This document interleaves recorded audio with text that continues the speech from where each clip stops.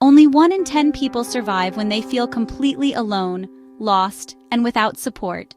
Have you ever felt like giving up? I have, more than once. And yet, here I am, speaking to you, not from a place of strength, but from the scars that taught me how to survive. Welcome back to Reflections and Moral Advice Service, Ramas. Today, I want to open a vulnerable chapter of my life, a time when I thought everything was over, and all I had left was the thin thread of willpower. This isn't just a story of hardship. It's a reflection on what it truly means to refuse defeat. To rise not because the path is clear, but because the alternative, giving up, was never an option. There was a period in my life when I felt like I was walking through a storm without shelter. The winds came from every side: responsibilities, isolation, emotional weight, fear. As a mother, I couldn't afford to fall apart. But the truth is, I was unraveling inside. I faced days when survival wasn't just about food or shelter. It was about staying grounded in my purpose, in my worth, and in the belief that my story wasn't over. There were many small battles. Some days I fought with silence, when no one saw my pain. Other times I wrestled with doubt, shame, and moments when I screamed into my pillow just to stay sane. But even in the silence, I started to notice little victories.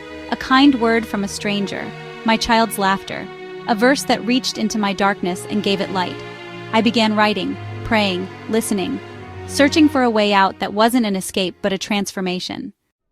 The breakthrough came not in a single miracle, but in a moment of stillness. One day I looked in the mirror, not the kind on the wall, but the one in my soul. And I said, I refuse to be broken by this. I will survive, not because I have all the answers, but because I choose to. That shift from desperation to decision was everything. It was the moment I stopped waiting to be rescued and chose to become my own anchor. What I've learned is this: survival isn't always dramatic. Sometimes it's quiet, messy, unseen, but it's always powerful. You survive by showing up again and again until the weight begins to feel lighter.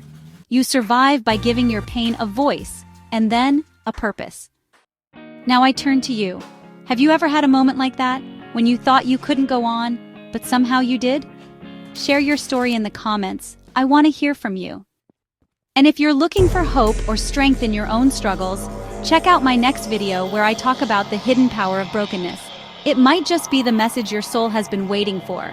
Until next time, this is Ramas, reminding you, you are not alone. Your survival is not just a story, it's a testimony.